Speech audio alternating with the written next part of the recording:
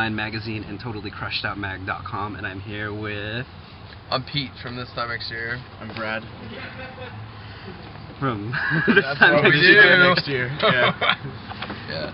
So, I'm going to get an asshole question out of the way first, but when you guys first started your band and named it, did you ever think, oh shit, we're totally going to get ripped on for taking a Movie Life title as our band name? I mean, I did, kind of. I mean, we probably do get ripped on a little bit, we just don't hear much. Oh, we get ripped on. Oh, like Punk News and oh, they shit on us. Yeah. Lamb Goat. When they had a thing for Bummer, us, like, right? Lamb Goat we signed to hates us. EVR. Everyone's like, oh, I thought this was a Movie Life thread. Bummer. Like, Yeah. Well, in all fairness, Punk News shits on everybody. Yeah, Unless they you're- do. Unless you're like on No Idea or something. Yeah. Not that No Idea is a bad label. No, but, yeah, No. yeah. but yeah, different. Good. Like I feel like it's been sort of like this weird experimental phase for that label. But it reminded me of, you know, like some of the stuff that I first heard when I got into that label, like it, obviously like post-Christian, but shit like Through Being Cool and the Strider record. Yeah. And you know, it seems like it's sort of carrying on that sort of, you know, melodic hardcore legacy of the label. Was that sort of a, you know, what you had in mind when you did sign with EVR? Well, I mean, coincidentally, like when we started the band, we just were like, let's make music like we grew up on, like Saves the Day or Newfound Glory or whatever.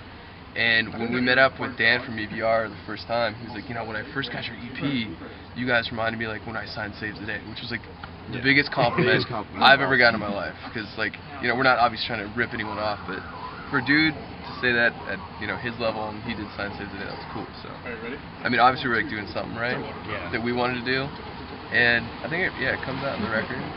The thing I really liked about the record was that it's, you know, it sounds like a solid record and it's totally, you know, it could go both ways as a polished pop record, but it has like, you know, a lot of, still has a lot of grit to it. Yeah.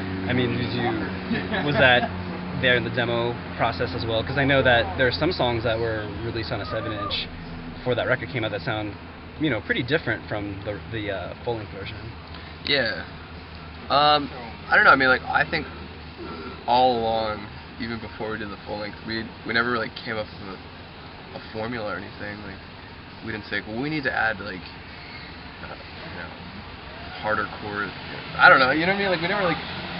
we don't have a have mold.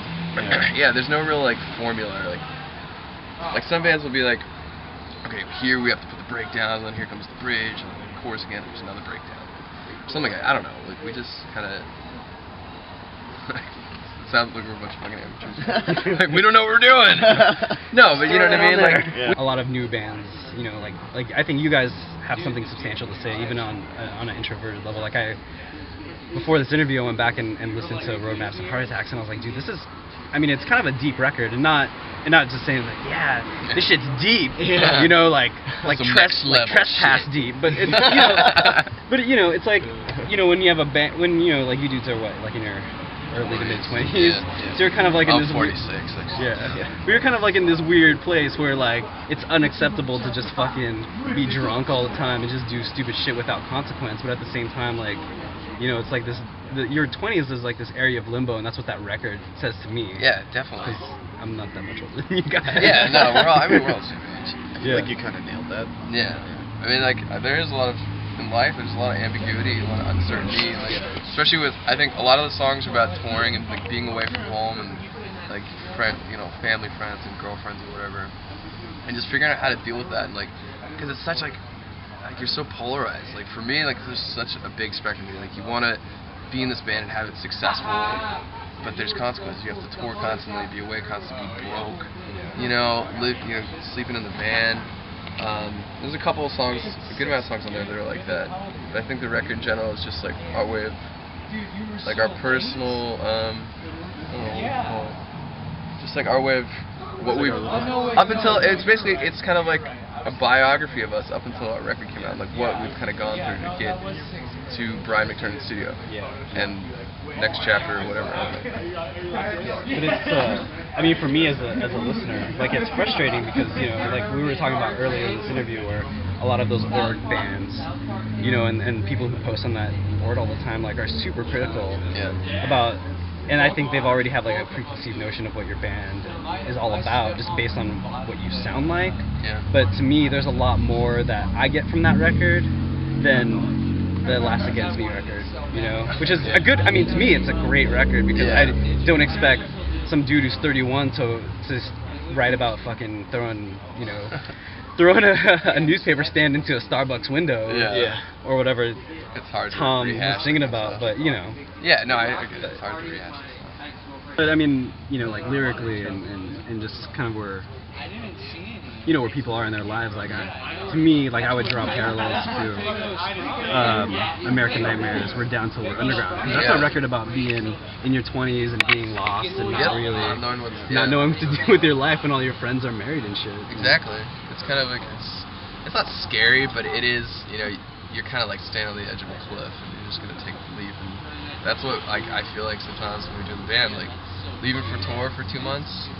You don't know what's gonna happen. You don't know how the reactions are of kids. You don't know if you're gonna. I don't know. It's kind of scary. Yeah. But it's a good scary. It's crazy to think about. Like I've never really thought about this, but like you said, like we're Down Till We're Underground. Like I feel like every band, like if you get it, like not every band, but like I feel like a lot of us are writing about the same stuff, you know, because everyone like it is hard, like if something happens to like a family member, like you can't go home.